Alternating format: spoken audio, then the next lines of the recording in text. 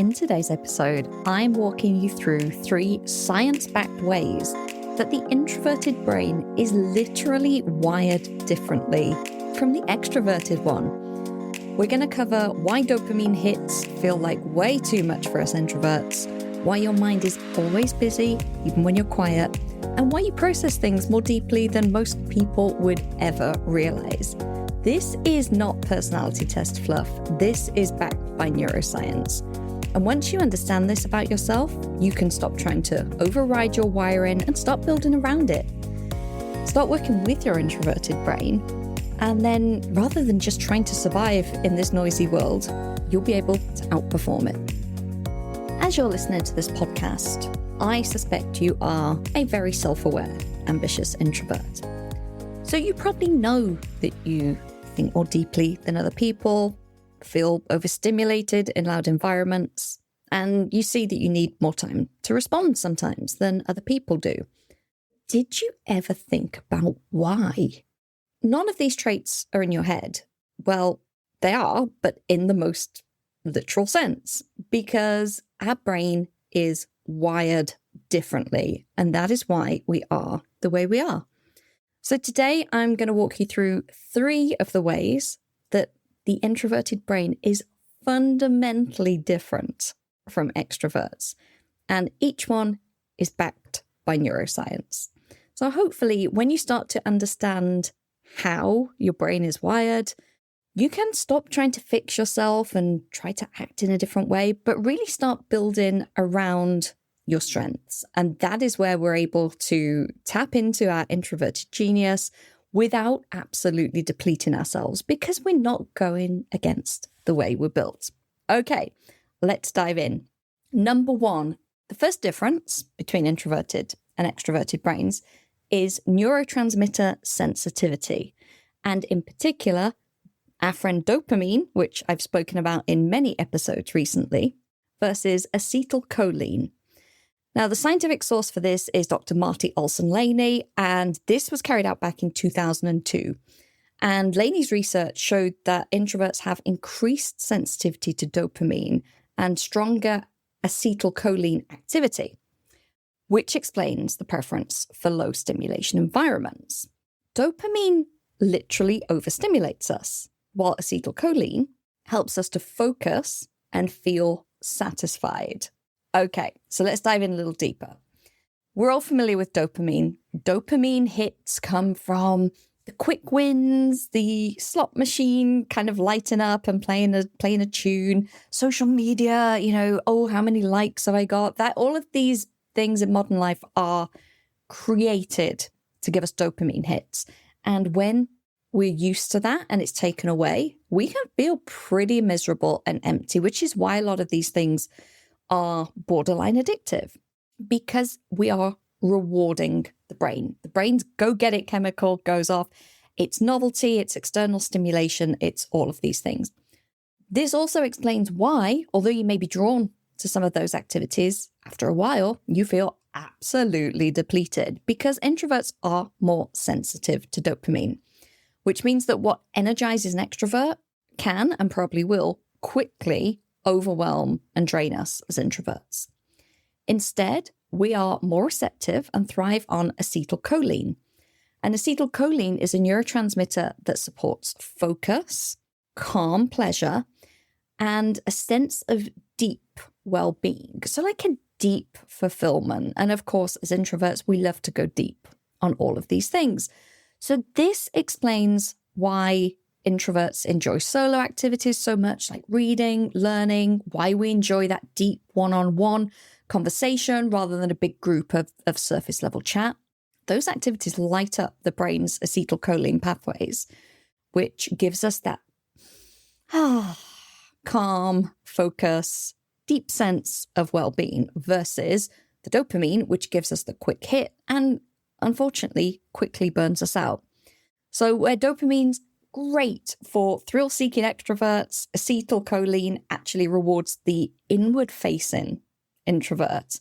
And this is not a character flaw. Just because you are not responding in the same way to most people you see around you to things like social media or loud environments, There's nothing wrong. It's just that your brain chemistry is literally different. Okay, on to number 2. Frontal lobe blood flow and energy use. And this is from Deborah L. Johnson and John B. Wiebe from the University of Iowa. And this is a 1997 study. So this has been around for a long time. The study found that introverts have increased cerebral blood flow to the frontal lobes, while extroverts show more activity in the anterior cingulate gyrus, I hope I pronounced that correctly, and temporal lobes, which is linked to sensory and emotional processing. So introverts have a greater blood flow to the frontal lobes, which is the brain center for decision-making, internal dialogue, and long-term planning. So look at this.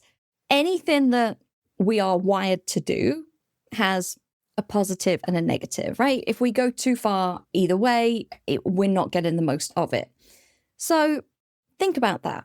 Decision-making, internal dialogue, long-term planning, they are literally your strengths. You're getting more blood to those areas of your brain than extroverts.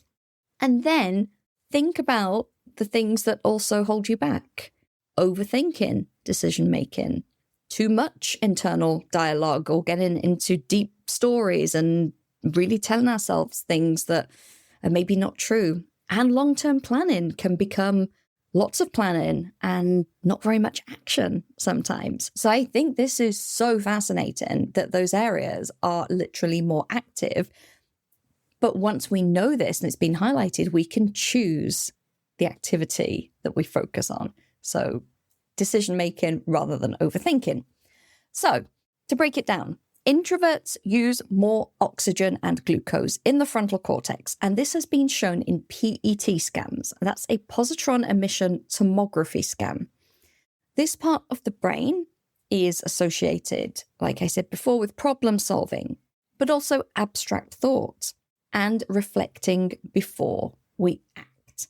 It is like a little supercomputer in your brain running quietly in the background, and it's really powerful. But if we overload it, it's going to spike and it's going to overheat and not cope with the demand, just like a normal computer.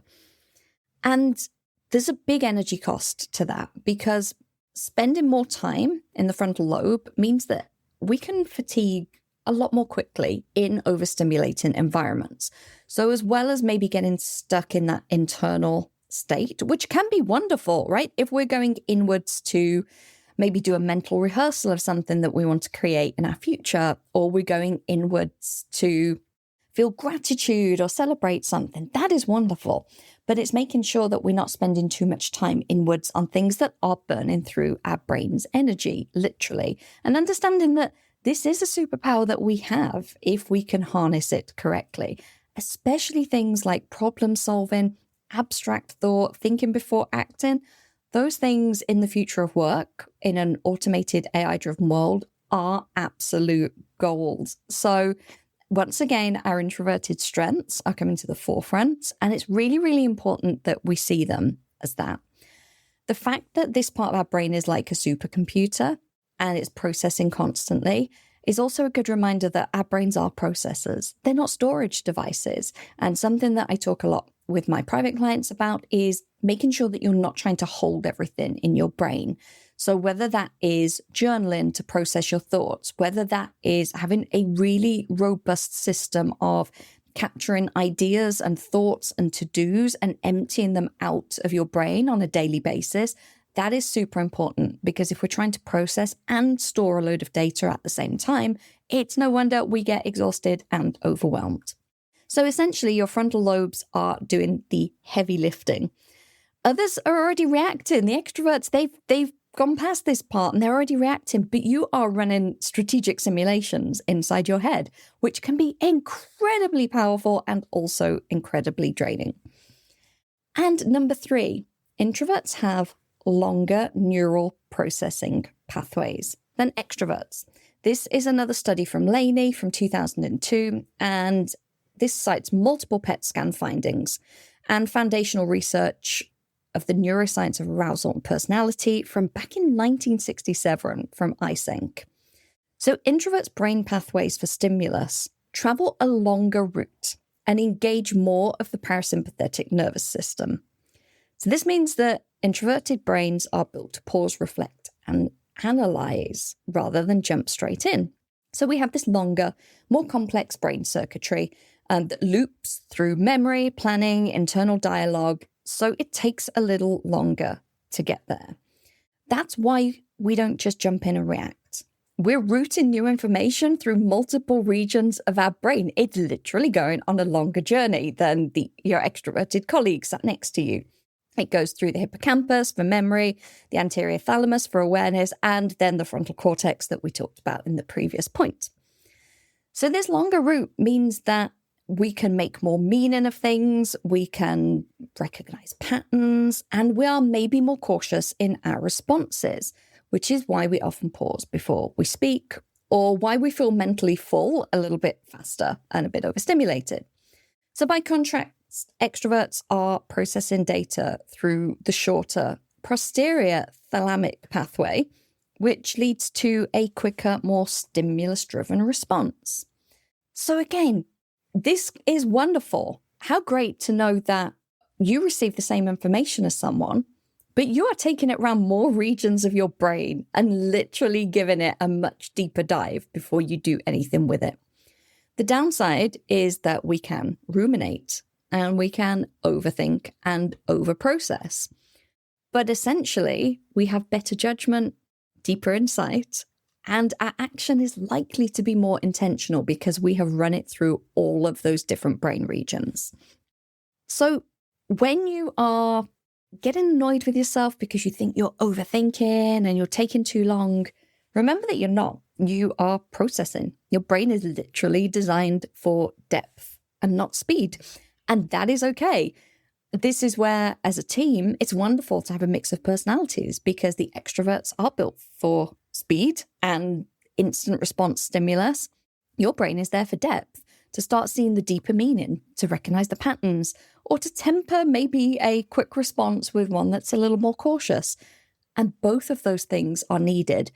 When we try to act like extroverts, we lose that. We lose such a deep and unique skill set that is needed by everyone. So I just wanted to record this short episode to give you some of the science behind what we say, because we probably all know that we get trained. We all know that we overthink. We know that we can, go into a processing loop. But when we understand why, I would love that it can help us all to stop judging ourselves, to stop making ourselves wrong for it, to stop looking for an answer for it, and to actually own it and to own all the amazing gifts and qualities that it brings to our careers, to our businesses, to our relationships. You are wired for strategy rather than speed, and you are wired for meaning rather than surface level noise. But when you stop judging yourself by extroverted standards and really lean into that, that's when you can start performing at your true potential without burning through your energy at the same time. Thank you so much for tuning in. Let me know if you enjoyed this episode. Would you like to learn more about the science of introversion? I have done so much research on the topic over the last 5 years that I have so much I could share, but let me know, is this interesting to you? Does this help you to understand why you act the way you act? And did it help you give yourself permission to be introverted and ambitious at the same time? You can email me anytime, hello@theambitiousintrovert.com, or reach out on Instagram or LinkedIn at Emma-Lou Parks. And until then, I will see you in the next episode. Thank you for tuning into this week's episode. I hope that you're feeling expanded to what's possible for you, motivated to take action, and inspired about how you can start to own your energy. I share even more tools and resources on my Introverts Only email newsletter. By signing up, you not only get early access to the Ambitious Introvert products and services, but you also get brand new podcast episodes delivered straight to your inbox every Monday, meaning you'll never miss your weekly dose of introvert-friendly inspiration. Sign up now at theambitiousintrovert.com/newsletter or click the link in the show notes. See you next week.